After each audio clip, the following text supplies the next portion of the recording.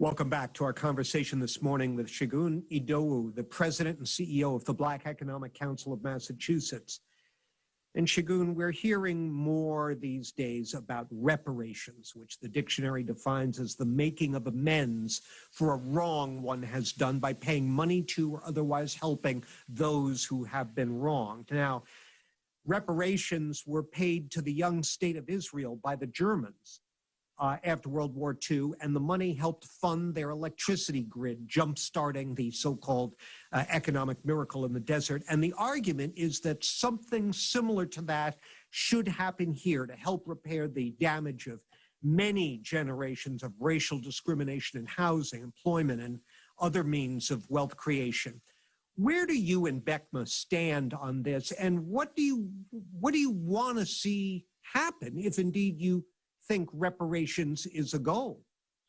Well, one thing I appreciate is that the issue of reparations is being given the serious conversation and attention that it has deserved for the last close to 200 years.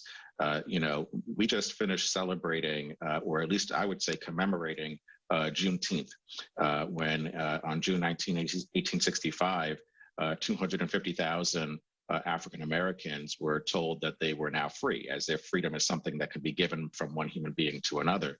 And since then, every effort that the African American or Black community has taken to, forgive, first of all, the United States for its mortal sin of enslaving another human being, and try to build a life for themselves, has been undercut by those who don't want to see that growth happen. We also talked about at the beginning of this month what that growth was. Black Wall Street, Tulsa, Oklahoma, the Greenwood neighborhood of African Americans who took the lemons they were given and made very tasty lemonade. They grew their own town, a thriving town, and it was destroyed because of racist ideologies and principles. So I say all that to say that for sure, this nation still owes a debt to the African American community. BECMA for sure believes in that and supports the idea of reparations. And we support the idea of different communities determining what that looks like. We are not as an organization going to say it's a check or it's this program. Communities must decide how reparations are doled out. Well, but that's the rub, though, isn't it? I mean, we see out in Evanston, Illinois, where they've gone ahead and set aside money for reparations, a bitterly divided community of color out there debating over exactly how it should be used. Some people say you should have a laser focus on housing, that's the primary engine of wealth creation for American families. And that's where the infamous statistic about how the median Black household wealth in Boston is $8 compared with, many tens of thousands or hundreds of thousands for others.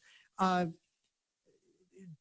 you just staying completely hands off of that, or do you have some sense of what makes sense? Well, we're a member-driven organization, and so we take the feedback and thoughts of our members and push for those ideas. But certainly, as an organization, when we think about economic development, a piece of that, yes, is housing, and not just affordable housing, but all levels of housing. But also, our advocacy is for the growth of small businesses and entrepreneurs, and connecting them to opportunities that will grow the wealth of not just their families, but their employees and their communities. At the end of the day, I will say that what I'm most happy about is that when we're even talking about reparations, it's not about whether or not we do it or not, but how. That's where we've been trying to get to, and that's why I'm happy that this is happening. But at the end of the day, folks need to understand two things. The development of some communities cannot coexist with the underdevelopment of others, and it leads to what the Mass Taxpayer Foundation just put out, their report on racial disparities, that if we were to loosen our grip and embrace of racism here in just the Commonwealth, we'd add $25 billion to just our state economy. So reparations are not just about atoning for this mortal sin that we have yet to actually do, but it's also about investing in our future.